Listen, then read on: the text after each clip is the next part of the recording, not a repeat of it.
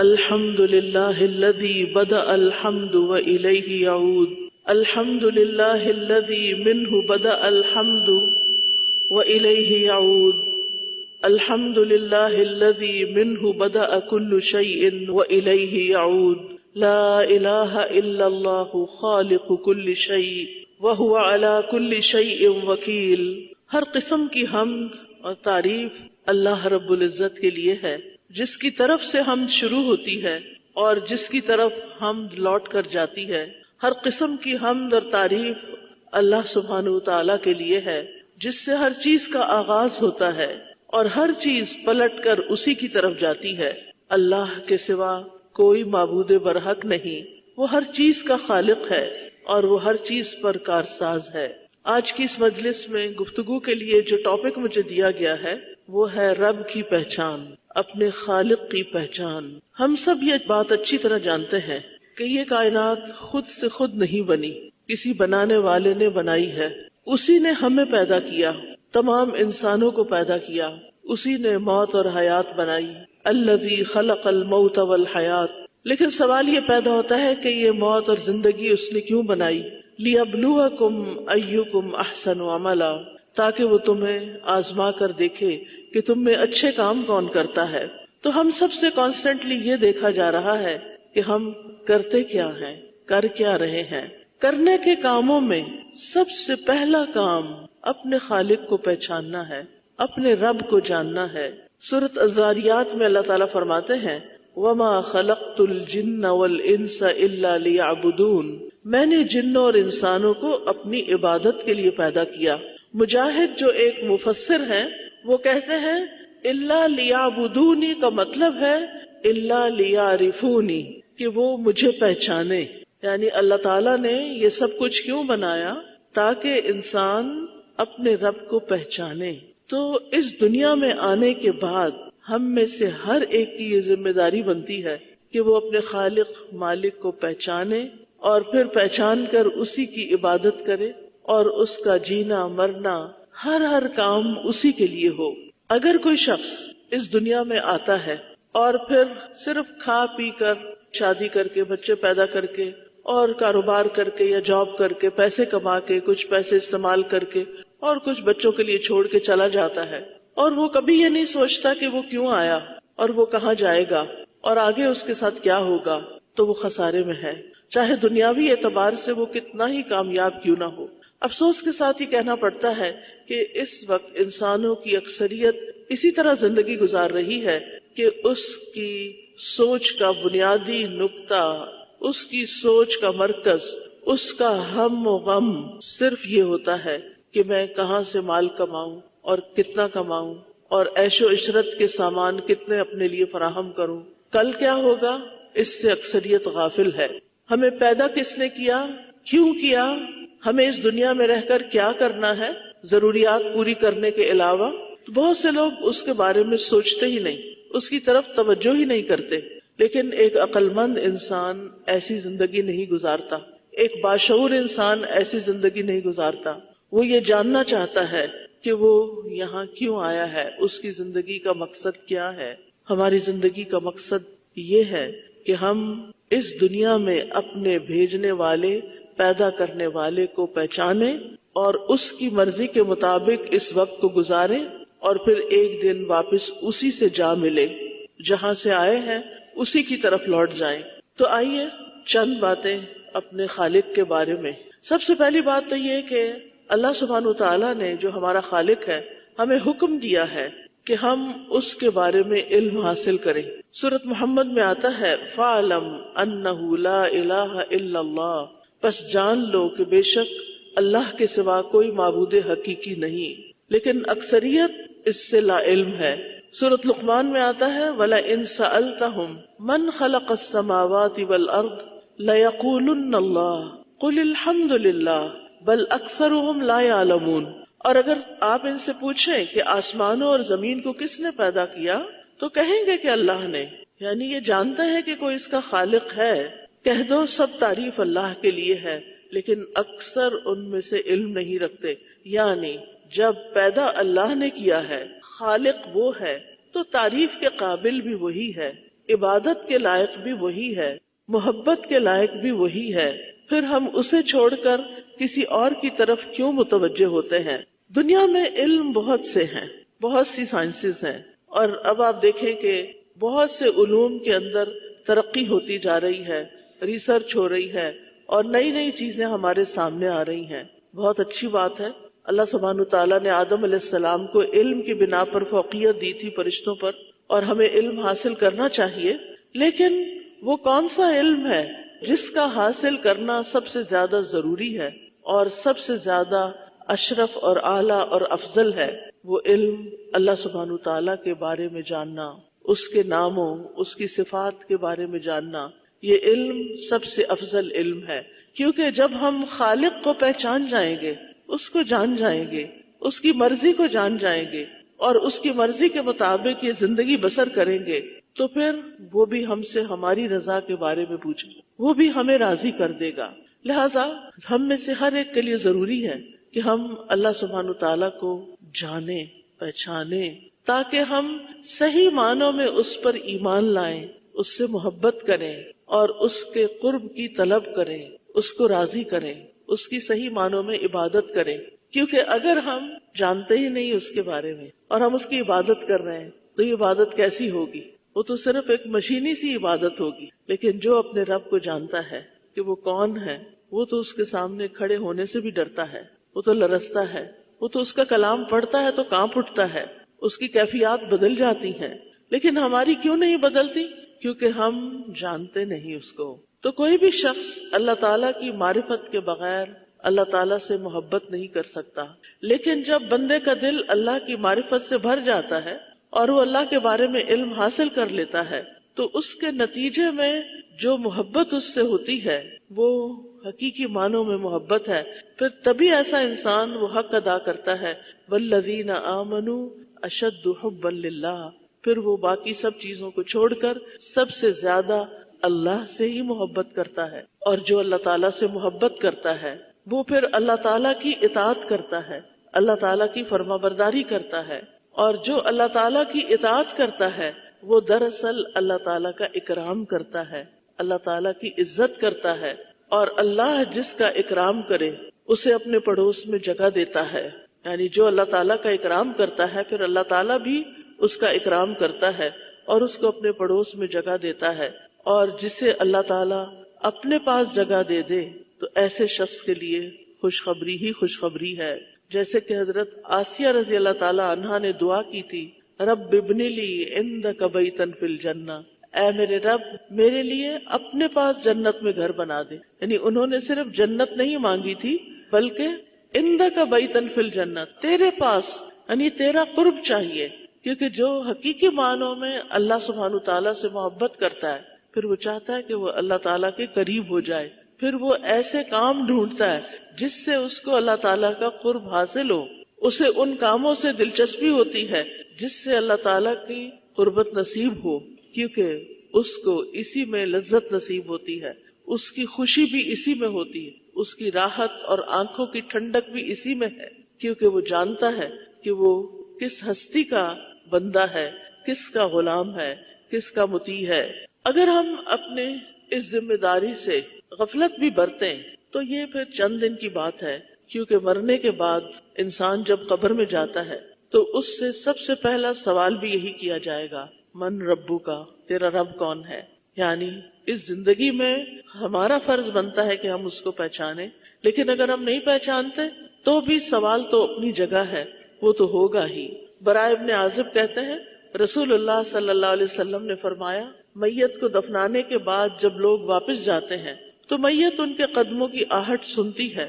اس کے پاس 2 فرشتے آتے ہیں، وہ اسے بٹھاتے ہیں اور اسے کہتے ہیں من ربو کا، تیرا رب کون ہے. تو وہ کہتا ہے ربی اللہ، میرا رب اللہ ہے. پھر وہ پوچھتے ہیں ما دینو کا، تمہارا دین کیا ہے. وہ کہتا ہے دینی الاسلام، میرا دین اسلام ہے. پھر وہ پوچھتا ہے ما ھذا الرجل الذی بعث فیکم، یہ آدمی کون ہے جو تم میں مبعوث کیا گیا. وہ کہتا ہے ہوا رسول اللہ صلی اللہ علیہ وسلم. پھر وہ کہتے ہیں وما یدریک، تجھے یہ علم کیسے ہوا، تجھے کیسے یہ سب کچھ پتا چلا. وہ کہتا ہے قرأت کتاب اللہ، میں نے اللہ کی کتاب پڑھی، میں نے اللہ کی کتاب پڑھی، فآمنت بہ وصدقت، اور میں اس پر ایمان لایا اور میں نے اس کی تصدیق کی۔ تو جو شخص اللہ کی کتاب پڑھتا ہے، اس پر ایمان لاتا ہے، تو وہ جانتا ہے کہ اس کتاب پر ایمان لانے کا تقاضا یہ ہے کہ ہم اپنے رب کو جانیں، اپنے دین کو جانیں، اپنی آخرت کو جانیں، اپنے انجام کو جانیں، اپنے نبی کو جانیں، ان کی سیرت کو جانیں، ان کے مطابق اس زندگی کو بسر کریں، کیونکہ دنیا کے کامیاب ترین انسان تھے۔ لیکن ساتھ ہی یہ بات افسوس سے کہنی پڑتی ہے کہ کافر کے ساتھ ساتھ منافق بھی، جو اوپر اوپر سے بس اسلام کا اظہار کرتا ہے، اس سے بھی جب پوچھا جائے گا کہ تمہارا رب کون ہے تو وہ جواب نہیں دے سکے گا۔ منافق جواب نہیں دے سکے گا، وہ کہے گا ہاں لا ادری، مجھے علم نہیں ہے، میں نہیں جانتا کہ رب کون ہے۔ ہم سب کو بھی اپنے بارے میں اپنے اندر جھانک کے دیکھنا چاہیے، اپنے دل سے پوچھنا چاہیے کہ مجھے رب کی کتنی پہچان ہے، میں اس کی عظمت کو، اس کی قدرت کو، اس کے علم کو کتنا جانتی ہوں۔ ہمارا رب وہ ہے جو سارے جہانوں کا رب ہے، وہ صرف ہمارا رب نہیں بلکہ ساری مخلوقات کا رب ہے۔ اللہ تعالیٰ فرماتے ہیں ان ربکم اللہ الذی خلق السماوات والارض فی 6 ایام ثم استوى علی العرش یغشی اللیل النہار یطلبہ حثیثا والشمس والقمر والنجوم مسخرات بامرہ الا لہ الخلق والامر تبارک اللہ رب العالمین۔ بے شک تمہارا رب اللہ ہے جس نے آسمانوں اور زمین کو 6 دن میں پیدا کیا، پھر وہ عرش پر بلند ہوا، رات کو دن پر اڑا دیتا ہے، جو تیز چلتا ہوا اس کے پیچھے چلا آتا ہے، اور سورج اور چاند اور ستارے بھی اسی نے پیدا کیے، یہ سب اس کے حکم کے تابع ہیں۔ سن لو، پیدا کرنا اور حکم دینا اسی کا کام ہے۔ الا لہ الخلق والامر، پیدا بھی اسی نے کیا، امر یعنی حکم بھی اسی کا چل رہا ہے۔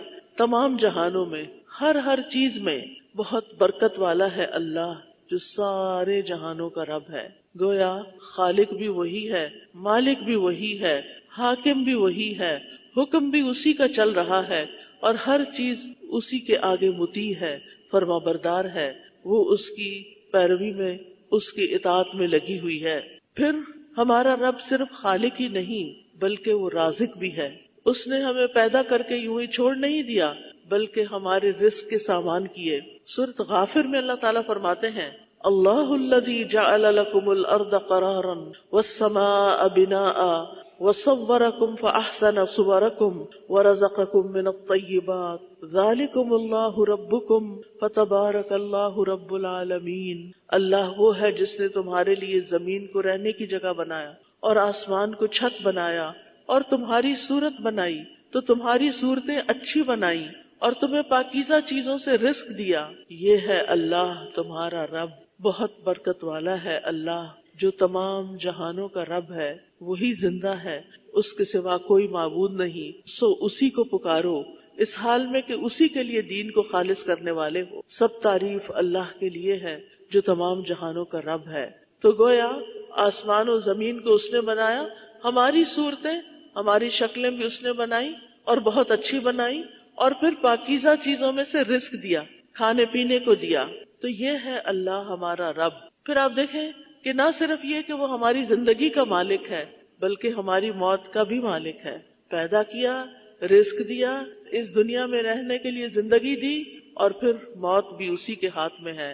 رب السماوات والارض وما بینہما ان کنتم موقنین، آسمانوں اور زمین اور ان چیزوں کا رب جو ان دونوں کے درمیان ہے، اگر تم یقین کرنے والے ہو، اس کے سوا کوئی معبود نہیں۔ وہ زندگی بخشتا ہے اور موت دیتا ہے، وہ تمہارا رب ہے اور تمہارے پہلے باپ دادا کا بھی رب، یعنی وہ تمام انسانوں کا رب ہے۔ پھر یہ کہ سارے خزانوں کا مالک بھی وہی ہے۔ ہمارے پاس جو کچھ ہے، انسانوں کے پاس جو کچھ ہے، وہ بہت محدود ہے۔ اللہ تعالیٰ فرماتے ہیں وَلِلَّهِ خَزَائِنُ السَّمَاوَاتِ وَالْأَرْضِ، اور آسمانوں اور زمین کے خزانے اللہ ہی کے ہیں۔ جب خزانے اس کے ہیں تو پھر مانگنا کس سے چاہیے؟ یعنی جب ہم اللہ تعالیٰ کو پہچان جاتے ہیں تو پھر ہمارا تعلق بھی اس سے درست ہوتا ہے۔ جب ہم یہ سمجھتے ہیں کہ انسان ہمارے مالک ہیں یا انسانوں کے پاس ہماری روزی ہے، تو پھر ہم انسانوں سے توقعات لگا بیٹھتے ہیں، انسانوں کی طرف جھکتے ہیں، انسانوں کے پیچھے پیچھے جاتے ہیں، لیکن جب ہمیں یہ معلوم ہوتا ہے کہ اصل خزانوں کا مالک تو اللہ ہے، سب کچھ تو کرنا اسی نے ہے، سب کچھ تو اسی کے ہاتھ میں ہے، تو پھر کیا ہوتا ہے، انسان اپنی ساری توقعات اللہ ہی سے لگا بیٹھتا ہے۔ پھر اس کی دعا میں بھی بہت قوت آ جاتی ہے کہ جس کے پاس سارے خزانے ہیں اور وہ دینے پر قادر بھی ہے، میں کیوں نہ اس کی طرف رجوع کروں۔ اللہ تعالیٰ فرماتے ہیں وَإِن مِّن شَيْءٍ إِلَّا عِندَنَا خَزَائِنُهُ، کوئی چیز ایسی نہیں مگر اس کے خزانے ہمارے پاس ہیں۔ یعنی آپ مانگیں تو صحیح، آپ مانگنے والے تو ہوں، لینے والے تو ہوں، وہ دینے والا ہے۔ ہمارے مانگنے میں کمی ہوتی ہے، اس کو دینے میں کوئی مشکل نہیں، وہ تو صرف کن کہتا ہے۔ اس نے 4 چیزیں اپنے ہاتھ سے بنائی ہیں، باقی سب کچھ کن کہہ کے بنایا ہے۔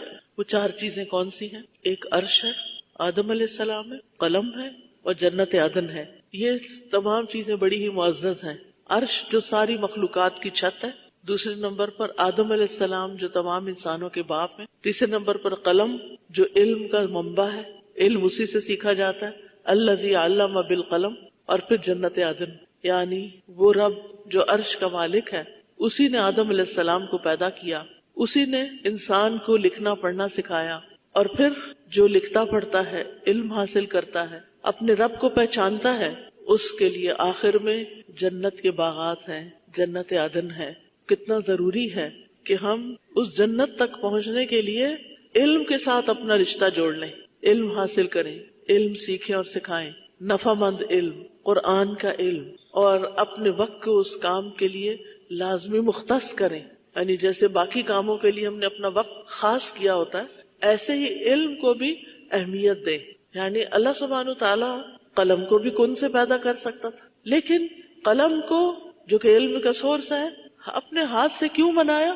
تاکہ لوگوں کے اندر اس کی اہمیت اجاگر ہو کہ واقعی یہ ایک اہم چیز ہے اور قلم کا استعمال بہت اہم ہے۔ تو اس لیے بہت ضروری ہے کہ ہم اپنے رب کی طرف رجوع کریں، اپنے رب کے بارے میں جانیں، اپنے رب کے بارے میں علم حاصل کریں۔ پھر یہ کہ ہمارا رب سارے خزانوں کا مالک ہے، لہذا دینے والا بھی وہی ہے اور ہماری تمام ضروریات کا مالک بھی وہی ہے۔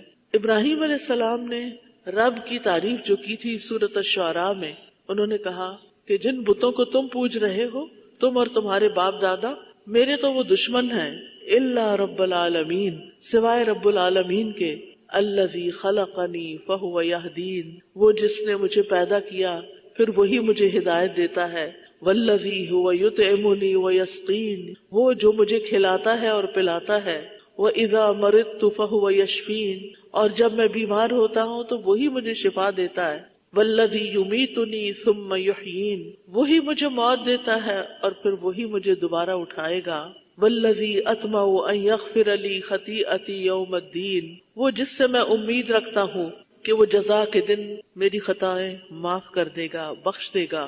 یہ ہے ابراہیم علیہ السلام کا تعلق اپنے رب کے ساتھ۔ انہوں نے پہچان لیا تھا کہ رب کون ہے۔ آج ہم سے کوئی پوچھے، ہمارے بچوں سے کوئی پوچھے کہ تمہارا رب کون ہے، تو کیا وہ اتنے جامع الفاظ میں یہ تعریف رب کی بتا سکتے ہیں؟ کیا ہم سب جانتے ہیں؟ کیا سب ہم اس کو مانتے ہیں؟ کیا ہم اس کو سامنے رکھ کر اپنی زندگی بسر کرتے ہیں؟ انہوں نے کہا تھا الذی خلقنی فہو یہدینی، کہ اس نے مجھے پیدا کیا وہی مجھے ہدایت دیتا ہے۔ لہٰذا جب ہدایت وہ دیتا ہے تو پھر ہمیں ہدایت بھی اسی سے مانگنی چاہیے، ہدایت بھی اسی سے مانگنی چاہیے، ہر معاملے میں، صرف دین کے معاملے میں نہیں، دنیا کے معاملے میں بھی ہدایت اسی سے۔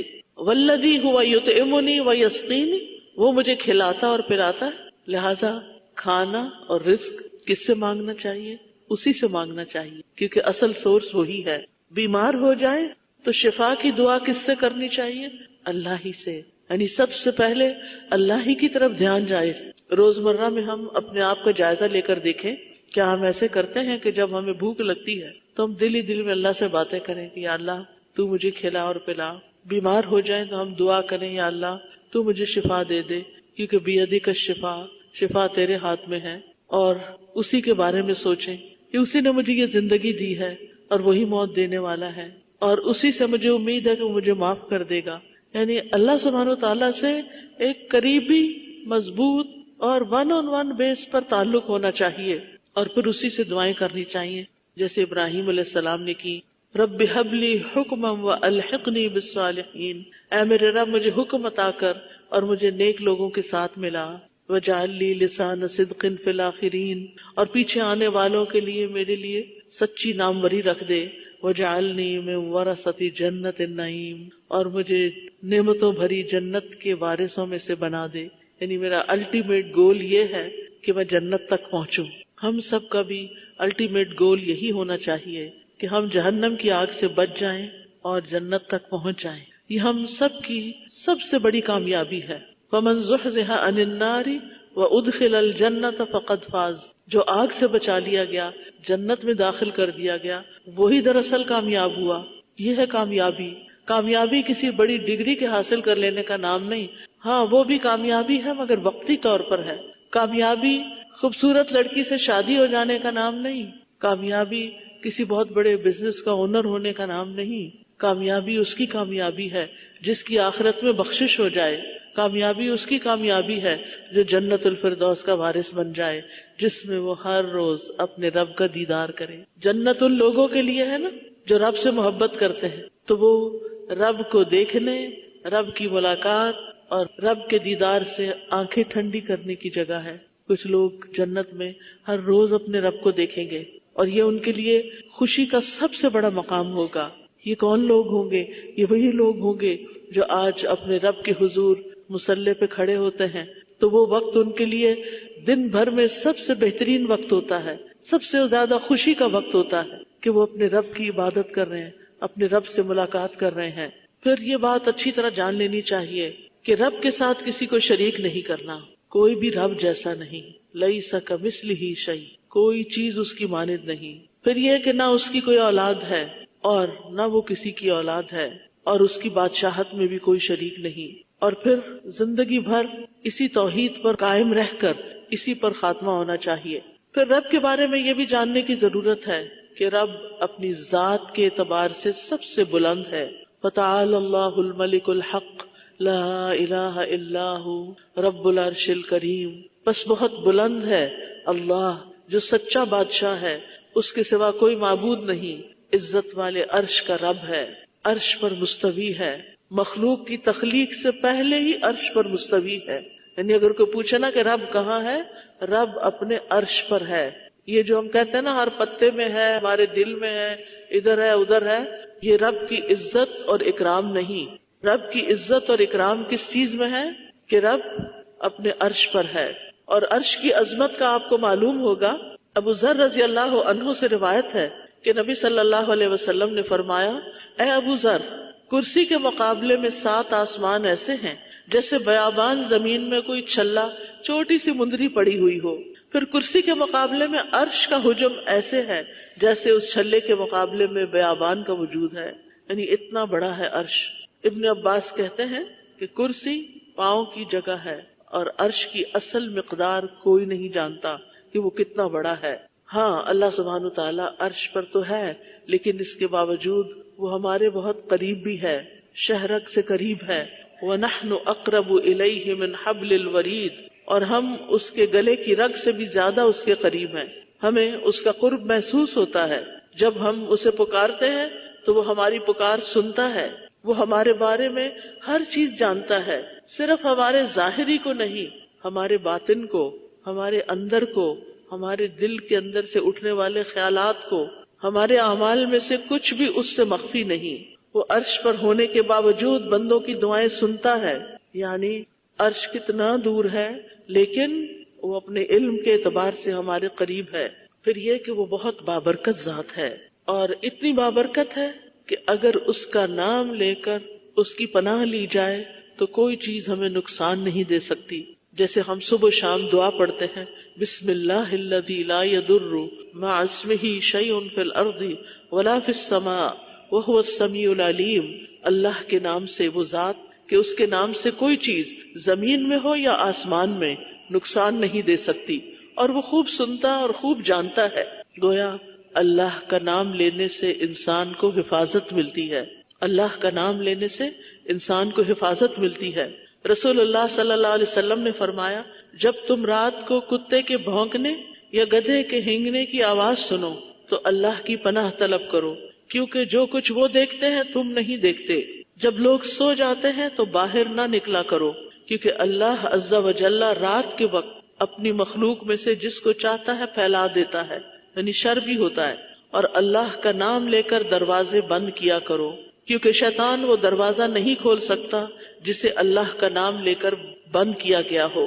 اور مشکوں کو تسمے سے باندھ دو، مٹکوں کو ڈھانپ دو اور برتنوں کو اوندھا کر دو، یعنی رات کو سوتے وقت برتن الٹے کر دینے چاہیے یا پھر ان کو ڈھک دینا چاہیے، کیونکہ حدیث میں آتا ہے کہ سال میں ایک رات میں آسمان سے وبا اترتی ہے، یعنی بیماری اترتی ہے، اور جو برتن اوپر سے ننگے پڑے ہوتے ہیں وہ ان میں چلی جاتی ہے، پھر اس میں جب ہم کچھ کھاتے پیتے ہیں تو بیماری ہمارے جسم میں آ جاتی۔ اس لیے یہ چیز ہم میں سے ہر خاتون کو معلوم ہونی چاہیے۔ اگر آپ تھکے ہوئے بھی ہیں اور برتن نہیں دھو سکے، نہیں سمیٹ سکے، تو بس ان سب کو ڈھک دیں۔ ڈھکنے کی بھی ہمت نہیں تو ان کو کور کر دیں، کسی کپڑے سے کور کر دیں، لیکن ننگا نہ چھوڑیں۔ پھر یہ ہے کہ اللہ سبحانہ وتعالی ہر چیز پر پوری طرح قادر ہے۔ کیا مطلب ہے اس کا؟ کہ وہ ہر چیز پر پورا کنٹرول رکھتا ہے، کوئی چیز اس کو نہیں ہرا سکتی، اور وہ سب کو عاجز کر سکتا ہے۔ وہ دوبارہ زندہ کرنے پر بھی قادر ہے، یعنی جب انسان فوت ہو جائے گا تو پھر دوبارہ اس کو جی اٹھائے گا اور اس کا حساب کتاب لے گا، اور پھر وہ بندوں سے کہیں زیادہ قدرت رکھنے والا ہے۔ وہ چیزوں کو زندہ کرنے اور فنا کرنے پر قادر ہے، معاف کرنے پر قادر ہے، سزا دینے پر بھی قادر ہے، رزق کے گھٹانے اور بڑھانے پر بھی قادر ہے، تکلیف دور کرنے پر بھی قادر ہے۔ وَإِن يَمْسَسْكَ اللَّهُ بِضُرٍّ فَلَا كَاشِفَ لَهُ إِلَّا هُوَ وَإِن يَمْسَسْكَ بِخَيْرٍ فَهُوَ عَلَى كُلِّ شَيْءٍ قَدِيرٌ، اور اگر اللہ تجھے کوئی تکلیف پہنچائے تو اس کے سوا اسے کوئی دور کرنے والا نہیں، اور اگر وہ تجھے کوئی بھلائی پہنچا دے تو وہ ہر چیز پر پوری طرح قادر ہے۔ پھر اسی طرح وہ ظالموں اور سرکشوں کو بھی پکڑنے پر قادر ہے۔ پھر اسی طرح یہ جاننے کی بھی ضرورت ہے کہ اللہ سبحانہ تعالیٰ کا علم بہت وسیع ہے۔ وسع کرسیہ السماوات والارض، کوئی چیز آسمانوں اور زمین میں اس کے علم سے باہر نہیں ہے، وہ ہر چیز کے بارے میں مکمل علم رکھنے والا ہے۔ وَأَنَّ اللَّهَ قَدْ أَحَاطَ بِكُلِّ شَيْءٍ عِلْمًا، آسمان اور زمین کے اندر ایک ایک ذرے سے واقف ہے۔ آپ دیکھیں کہ کتنے ستارے ہیں، کتنے سیارے ہیں، کتنے انسان ہیں، کتنی مخلوقات ہیں، کتنے ان کے رنگ ہیں اور کتنے ان کے نام ہیں۔ ان میں سے ایک ایک سے پوری طرح واقف ہے کہ وہ کہاں پیدا ہوا اور کہاں فوت ہوگا اور کہاں کہاں جائے گا اور کیا کیا سوچتا ہے، کیا اس نے اچھا کیا، کیا اس نے برا کیا۔ اس کا علم ہر چیز کو گھیرے ہوئے ہے۔ فرمایا سورۃ الحج میں، أَلَمْ تَعْلَمْ أَنَّ اللَّهَ يَعْلَمُ مَا فِي السَّمَاءِ وَالْأَرْضِ إِنَّ ذَلِكَ فِي كِتَابٍ إِنَّ ذَلِكَ عَلَى اللَّهِ يَسِيرٌ، کیا تو نے جانا نہیں کہ بے شک اللہ جانتا ہے جو کچھ آسمان اور زمین میں ہے، بے شک یہ کتاب میں درج ہے، بے شک یہ اللہ پر بہت آسان ہے۔ اب دیکھیں کہ یہ انسان کی ایک طلب ہے کہ وہ کسی ایسی ہستی کو جانے جو سب کچھ کر سکتی، جس سے وہ ٹوٹ کے محبت کر سکتا، جو اس کی قدر کرنے والی، جو اس کی ساری ضروریات پوری کرنے والی، جو اس کی تنہائیوں کی ساتھی، اور یہ ساری صفات صرف اللہ ہی کے اندر ہے، مخلوق میں سے کوئی ایسا نہیں ہو سکتا۔ تو بہرحال ہم اس ہستی کو مانتے ہیں، اس پر ایمان رکھتے ہیں کہ جس کے علم نے ہر چیز کو گھیرا ہوا ہے، وہ جانتا ہے جو کچھ آسمان سے اترتا ہے زمین میں داخل ہوتا ہے، اور وہ جانتا ہے جو کچھ زمین سے نکلتا ہے اور جو آسمان کی طرف چڑھتا ہے۔ کوئی پتا نہیں گرتا مگر وہ جانتا ہے کہ وہ کہاں گرا۔ خزاں آتی ہے، پتے گرنے لگتے ہیں۔ آپ کے گھر میں بھی اگر کوئی درخت ہو تو ہر روز کچھ نہ کچھ پتے جھڑ جاتے ہیں، اور پت جڑ میں تو بہت ہی جھڑ جاتے ہیں۔ وہ ان میں سے ایک ایک پتے کے بارے میں جانتا ہے کہ وہ کب جھڑا، کب گرا، کہاں گرا۔ وہ جانتا ہے سمندر میں کیا ہے، ہم نہیں جانتے۔ وہ جانتا ہے خشکی پر کیا ہے، وہ جانتا ہے اس پلانٹ پہ کیا ہے، وہ جانتا ہے باقی ستاروں اور سیاروں پہ کیا ہے۔ ابھی تک تو انسان اسی سیارے کے اندر گھوم رہا ہے، باقی سیاروں تک اگر پہنچے بھی تو زیادہ سے زیادہ کتنے سیاروں تک پہنچ جائے گا، اور باقی سب کو کس نے جانا، کس نے دیکھا؟ اللہ سبحانہ تعالیٰ نے۔ پھر ظاہری اور پوشیدہ باتوں کو جاننے والا ہے، آنکھوں کی خیانت کو جاننے والا ہے، یعنی جب ہماری نگاہیں کوئی حرام چیز دیکھتی ہیں تو ہمیں دیکھ رہا ہوتا ہے۔ سرگوشیوں کو جانتا ہے، چپکے چپکے ہم کسی سے بات کرتے ہیں، بعض اوقات ہمارے پاس بیٹھے بندے کو نہیں پتا چلتا لیکن اللہ کو پتا ہوتا ہے۔ وسیع رحمت والا ہے، وَرَحْمَتِي وَسِعَتْ كُلَّ شَيْءٍ، اللہ کی 100 رحمتیں ہیں جن میں سے صرف ایک اس نے دنیا میں اتاری ہے اور باقی سب آخرت کے لیے ہیں.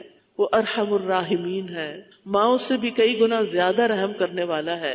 اور جو نیک کام کرنے والے ہوں، محسنین ہوں، ان کے لیے اللہ کی رحمت بہت وسیع ہے.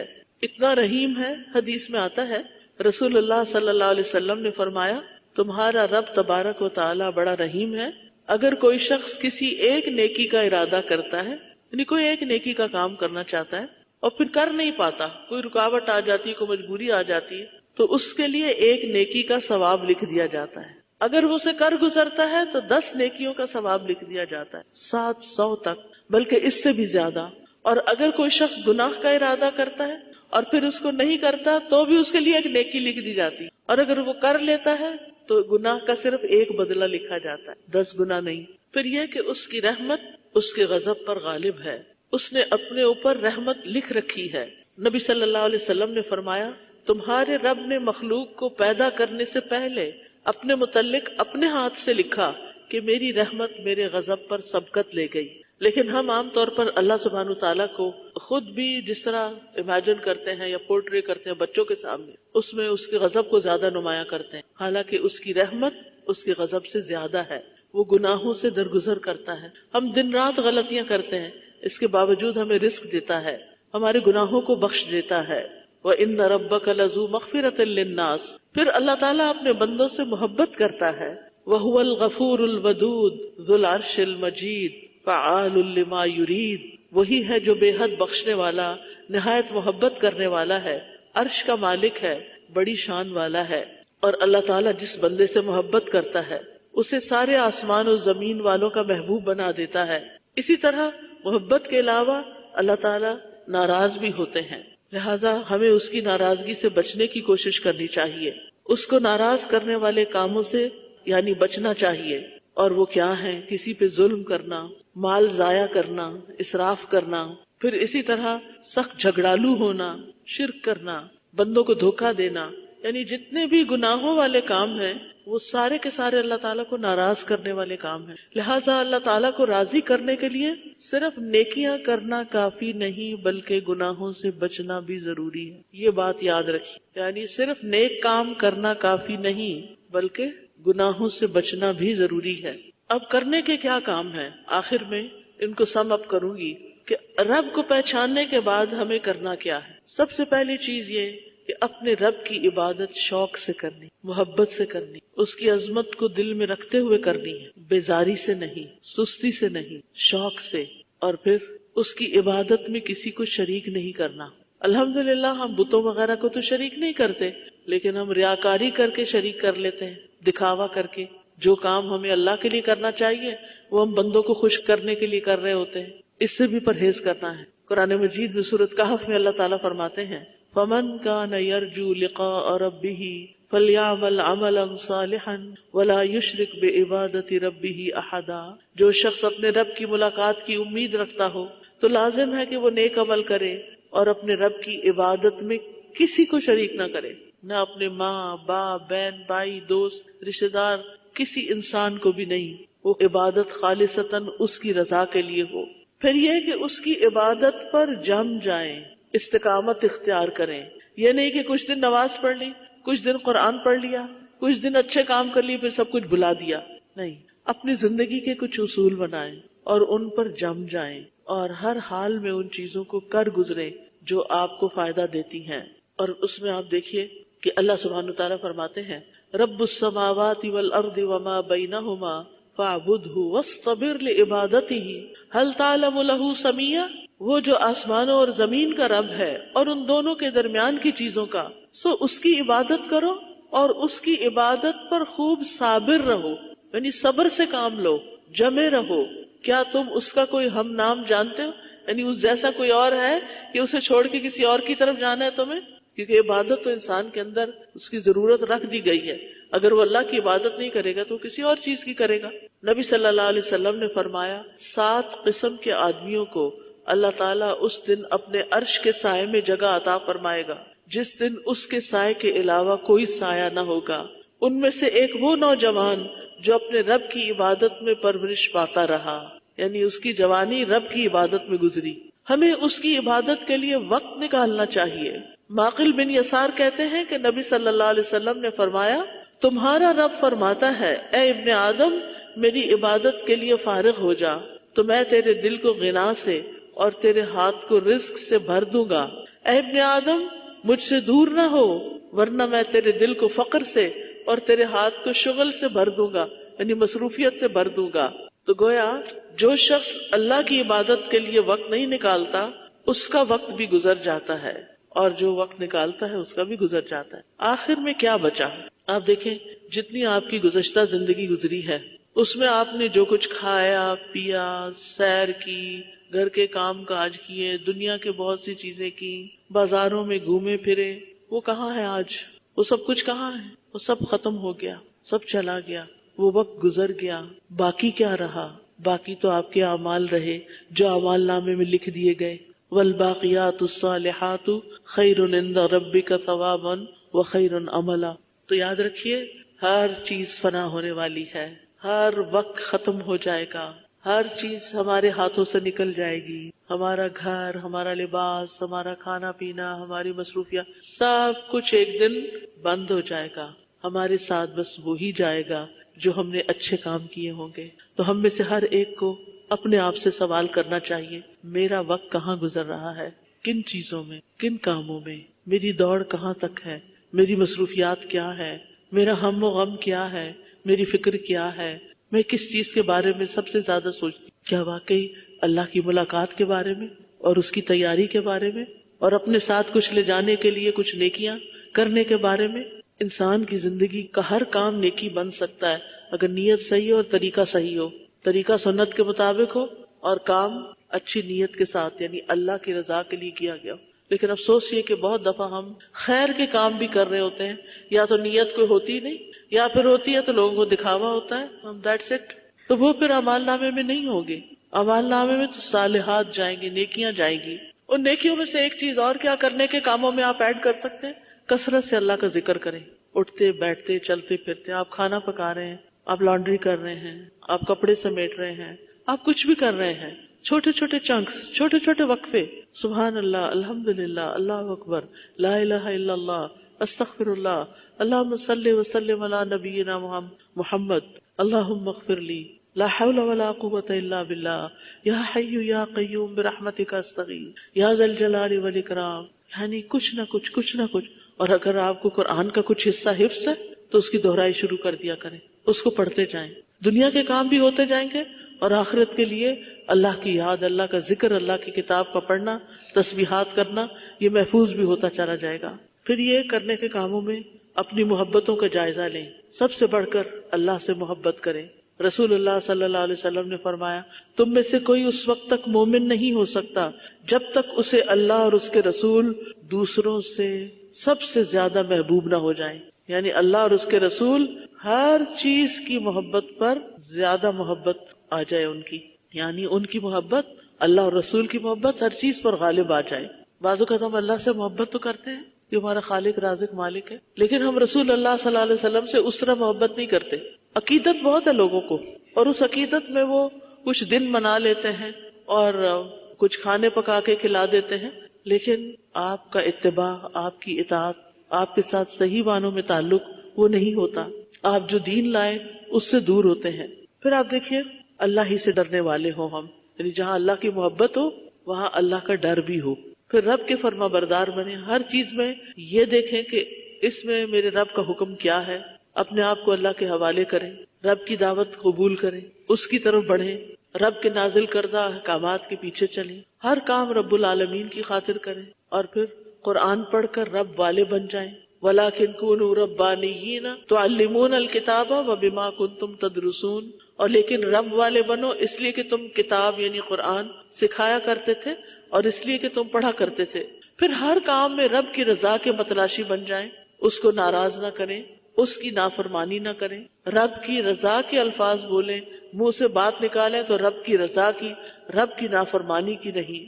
اور پھر اللہ نے جو نبی صلی اللہ علیہ وسلم کے ذریعے ہمارے پاس شریعت بھیجی ہے اس شریعت پر راضی رہیں، اس کو اپنے لیے بوجھ نہ سمجھیں. اس نے جو حرام کیا ہے اس کو حرام سمجھیں، اس نے جو حلال کیا اس کو حلال سمجھے، اس کے احسانات کو مانے، اس کے احسانات کو جھٹلائے نہیں، پھر اسی کو پکارے، ہر مشکل میں اسی کی طرف جائیں، کثرت سے دعائیں کیا کریں، چھوٹی چھوٹی چیزیں بھی اللہ سے مانگا کریں، کیونکہ ہمارا رب ہر چیز پر قادر ہے۔ ان اللہ علی کل شیء قدیر، بے شک اللہ سبحانہ تعالی ہر چیز پہ قادر ہے۔ اللہ تعالیٰ فرماتے ہیں ادعوا ربکم تضرعا وخفیہ انہ لا يحب المعتدین، اپنے رب کو گڑ گڑا کر اور خفیہ طور پر پکارو، بے شک وہ حد سے بڑھنے والوں سے محبت نہیں کرتا۔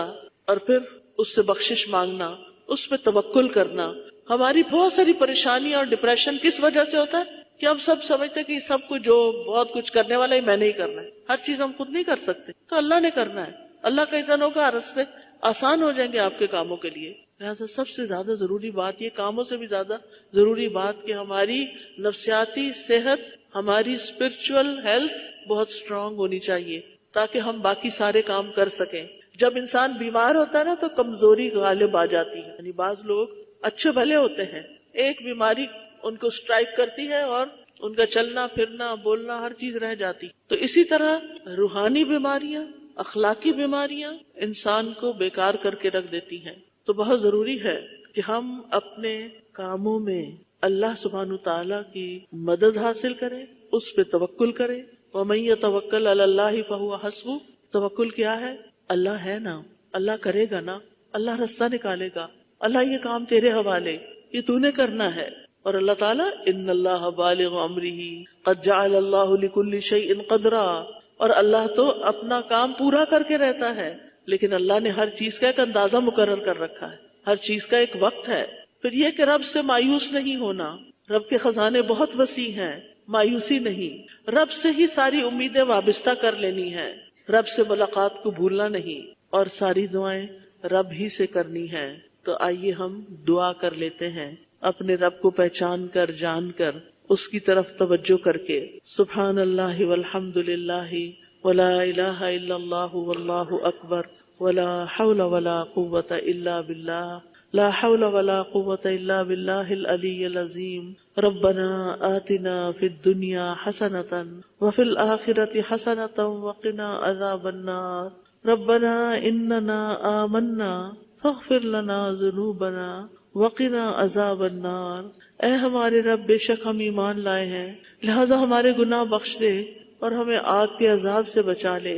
ربنا ظلمنا انفسنا وان لم تغفر لنا وترحمنا لنکونن من الخاسرین۔ اے ہمارے رب، ہم نے اپنے آپ پر ظلم کیا، اور اگر تو نے ہمیں معاف نہ کیا اور ہم پر رحم نہ فرمایا تو ہم بہت نقصان اٹھانے والوں میں سے ہو جائیں گے۔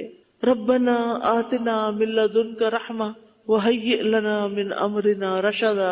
اے ہمارے رب، ہمیں اپنے پاس سے رحمت عطا کر اور ہمارے لیے ہمارے معاملے میں رہنمائی مہیا فرما۔ رب اغفر وارحم وانت خیر الراحمین۔ اے میرے رب، بخش دے اور رحم فرما، اور تو رحم کرنے والوں میں سب سے زیادہ رحیم و کریم ہے۔ رب ارحمہما کما ربیانی صغیرا، رب ارحمہما کما ربیانی صغیرا۔